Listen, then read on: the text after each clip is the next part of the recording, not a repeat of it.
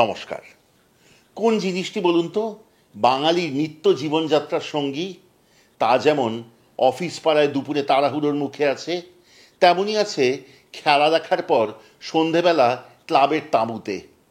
সেই জিনিস যেমন আছে জ্বরের মুখে, তেমনই আছে চরম বিলাসিতার দুপুরে। আছে শীতের রাতে, তেমনই আছে বর্ষার দুপুরে যেদিন ঝুম বৃষ্টি পড়ছে সেদিন। আছে স্বাস্থ্যের কারণে, আছে চরম অস্বাস্থ্যের কারণেও। কারণ খুব বেশি পার্টি হলে তারপর এই জিনিস বাঙালির বড় প্রিয়। এ আছে যেমন ছেলেবেলায়, তেমন আছে বুড়োবেলায়। আছে যেমন খুব সাধারণ মধ্যবিত্তের ঘরে, তেমন আছে ঠাকুরবাড়ির মতো অভিজাত ধনী পরিবারেও। কখনো তা লাল, কখনো ব্রাউন, কখনো বা নিছক সাদা। আবার এখন আছে বাঙালির একটি মোগলাই সংস্করণ, যা শেখায় বিরিয়ানির সাথে। তাতে এত বড় আলু আর তেল ভাসা টকটকে রগরগে ঝোল। এরমটি অবশ্য আমরা ছোটবেলায় দেখিনি। ছোটবেলায় ছিল সাদা তেলে অথবা মাখনে। এ কিন্তু বাঙালির নিজস্ব জিনিসই নয়, পুরোপুরি বিদেশ থেকে আমদানি। বাঙালি যেমন অনেক কিছু বিদেশ থেকে আপন করে নিয়েছে, এও তেমনই। অতি প্রিয় বাঙালির এই রান্না, তা কখনো মুরগিতে, কখনো বা পাঁঠার মাংসে, কখনো সাদা তেলে, কখনো মাখনে, কখনো বা কেউ কেউ করেন ঘিতে। কিন্তু একটি জিনিস বাঙালি ছাড়েনি, তা হলো এ বাঙালির নিত্য সঙ্গী। ঠিক ভেবেছেন, মাংসের স্টুয়ের কথা বলছি। কিন্তু এখন অনেকের তেল, ঘি, মাখন সম্পূর্ণরূপে বারণ। তারা কেন সেই স্বাদ থেকে বঞ্চিত হবে? সেই জন্যই তো লস্ট অ্যান্ড রেয়ার রেসিপিসে বিনা তেলে রান্নার সিরিজে আমাদের আজকের নিবেদন সম্পূর্ণ বিনা তেলে মাংসের স্টু। চলুন শিখি।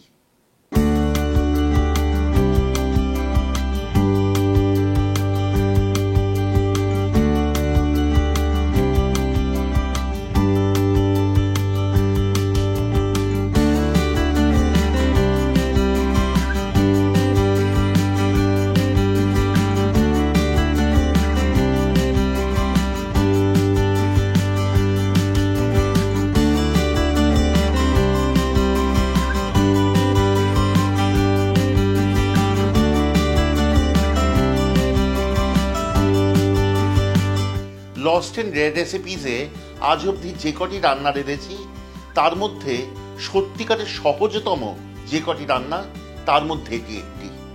যারা সম্পূর্ণ বিনা তেলে রান্নাটি খাবেন, আমি ঠিক যেভাবে করছি সেভাবে করুন, খুব সুস্বাদু হবে। এবং যদি কেউ একটুখানি মাখন খেতে চান, তাহলে একেবারে শেষ মুহূর্তে রান্নাটির খানিকটা মাখন দিয়ে অল্প একটুক্ষণ ফুটিয়ে নামান, দেখুন কি সুন্দর স্বাদ হয়। আজকের মাটন স্টু রান্নার শুরুতে প্রথমেই প্রেসার কুকার চড়াবো আছে, তারপর দিয়ে দেব পরপর প্রায় সব কটি উপকরণ। তারপর ব্যাস ঢাকা দিয়ে সিজ দেওয়া, রান্না প্রায় শেষ। বিশ্বাসই হচ্ছে না আমার নিজেরই যে এমন সুন্দর রান্না এত সহজে হয়। শুরু করি তাহলে। প্রথমে প্রেসার কুকারে দিয়ে দিন বড় টুকরো করে কেটে রাখা মাংস, তার সাথে দিন বড় টুকরো করে কাটা আলু, বড় টুকরো করে কাটা গাজর, বড় টুকরো করে কাটা পেঁপে, বড় টুকরো করে কাটা বিট, ছোট কুচি করে কাটা 2 কাপ পরিমাণ পেঁয়াজ, 2 চা চামচ পরিমাণ আদা বাটা, 2 চা চামচ পরিমাণ রসুন বাটা, 15 থেকে 20 গোটা দানা গোলমরিচ, 3টি তেজপাতা, স্বাদ অনুযায়ী নুন এবং 3 কাপ পরিমাণ জল।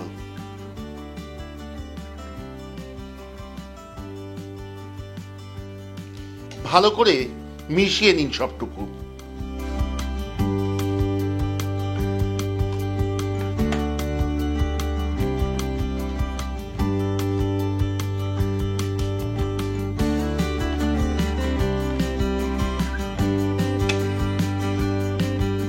প্রেসার কুকারের ঢাকা বন্ধ করুন, আর তারপর প্রেসার কুকার আঁচে বসিয়ে অপেক্ষা করুন যতক্ষণ না মাংস সুসিদ্ধ হয়।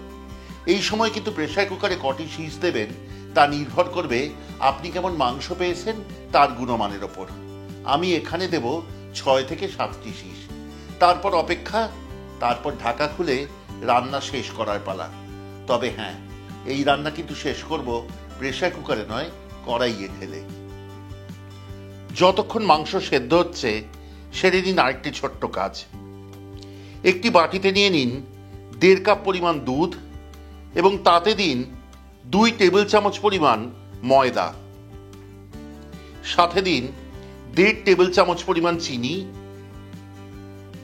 এবং 1.5 থেকে 2 টেবিল চামচ পরিমাণ গরম মশলার গুঁড়ো। এখানে কিন্তু গরম মশলা বলতে ছোট এলাচ, লবঙ্গ এবং দারচিনি বুঝিয়েছি। ভালো করে গুলিয়ে রাখুন যেন ময়দা কোথাও ডালা পেকে না থাকে।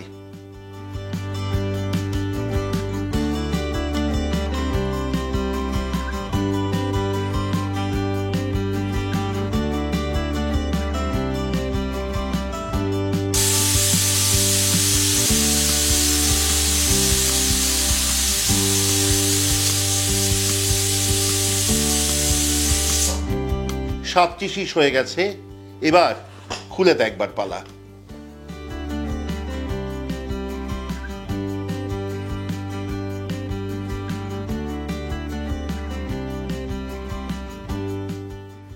এবার একটি কড়াই চাপান, ওই স্টু ঢেলে দিন সেই কড়াইতে।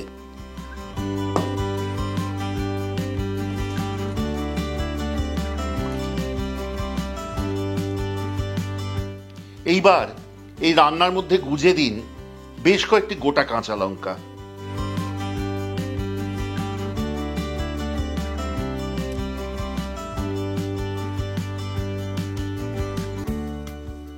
আঁচ জ্বালিয়ে রান্নাটি আবার ফুটে উঠতে দিন।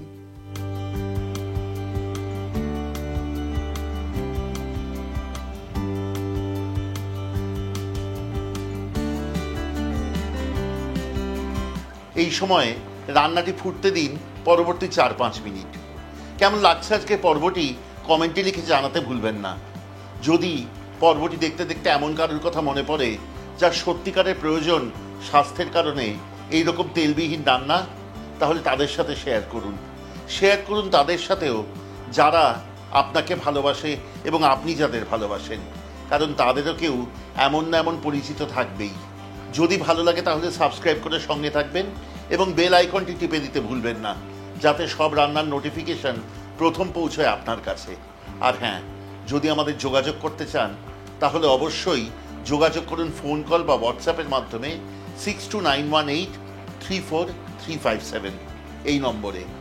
এখানে আপনারা এমনও পাঠাতে পারেন যে আমরা এই রকম রান্না দেখতে চাই। আমরা কিন্তু চেষ্টা করব আপনার সে কথার, সে অনুরোধের মান রাখতে। এইবার ফিরবো রান্নায়। মিনিট 5 হয়ে গেছে। এইবার এই রান্নায় ঢেলে দিন আগে থেকে সেই ময়দা ও গরম মশলা গুলে রাখা দুধ।